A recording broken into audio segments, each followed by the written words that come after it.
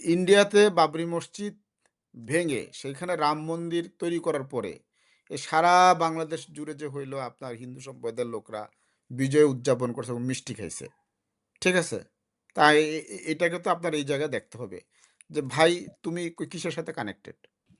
একটা আমি পরিষ্কার বক্তব্য দিচ্ছি যে বাংলাদেশে নিরপরাধ হিন্দুরা 100% সেফ। তাদের এগুলো নিয়ে কোনো টেনশন করার কোনো কিছু নাই। হুম, হুম, হুম। ঠিক আছে?